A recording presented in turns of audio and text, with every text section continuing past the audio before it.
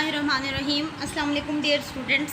जैसा कि आप सबको पता है कि किंगवे ग्रुप ऑफ स्कूल्स की तरफ से आपको वीडियो लेक्चर्स मिल रहे हैं। आज हम क्लास 6 की उर्दू की बुक के 3rd चैप्टर का 5th लेक्चर जो है वो डिस्कस करेंगे। 3rd चैप्टर है अच्छी सेहत का राज।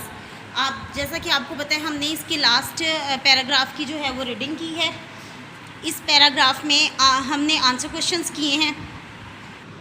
रीडिंग में से जो क्वेश्चंस हैं हम वो करेंगे आज। उससे पहले हम करेंगे उस रीडिंग में से ये सारे अल्फाज मायनी जो हैं वो आपने अपने रजिस्टर पर जो है वो राइट डाउन करने हैं। क्वेश्चन नंबर 4 से हमने स्टार्ट करना था, 3 तक हम कर चुके थे पहले। डेंगू मच्छर कहाँ और कैसे अफजाइश पाते हैं, ये देखिए ये आपकी बुक पर भी हैं, ये डायरी पर डेंगू मच्छर कहाँ और कैसे अफजाइश पाते हैं। इसको हम यहाँ से भी क्लियर करते जाएँगे। और यहाँ पे ये देखें, ये लास्ट पैराग्राफ में साफ़ पानी जमा होने से डेंगू मच्छर पैदा होता है। ये साफ़ पानी से पैदा होने वाला इंतहाई ख़तरनाक और मूजी मच्छर है। ठीक है। नेक्स्ट क्वेश्चन है तेज़ाबी बारिश से क्या मुराद है। ये आपकी डायरी पर भी तेज़ाबी बारिश से क्या मुराद है। तो ये देखें, लोग सड़कों पर टायर जलाते हैं। इससे उठने वाला कीमियाई धुआं हमारी फ़िज़ा को आलूदा करता है और बारिश के पानी के साथ मिलकर तेज़ाब की शक्ल इख्तियार कर लेता है। वही तेज़ाबी बारिश वापस ज़मीन पर बरसती है। यानी कि जब वो बारिश के पानी के साथ मिलकर तेज़ाब की शक्ल इख्तियार करता है तो उस बारिश को हम क्या कहते हैं, तेज़ाबी बारिश कहते हैं।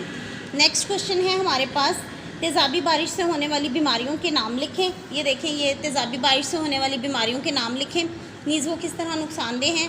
तो तेज़ाबी बारिश जब ज़मीन पर बरसती है तो हमें अरीज जिल्द को नुकसान पहुंचाती है, सब्जियों पर पड़ती है तो इसके खाने से हम पेट की बीमारियों में मुब्तला हो जाते हैं। ठीक है, ये उसके नुकसानात हैं।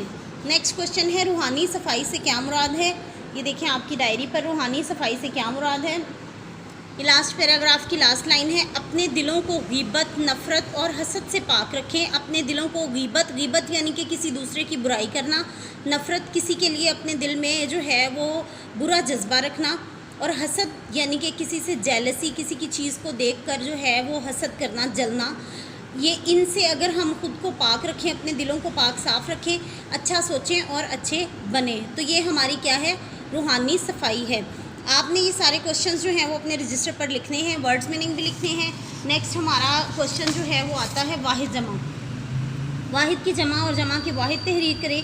ये तबीयत, तो इसका ताबिया, ये आप जो है इसके वाहिद जमा लिखेंगे। एराब, ये दोनों क्वेश्चंस भी जो हैं ये आपने अपने रजिस्टर पर राइट डाउन करने हैं। Thank you.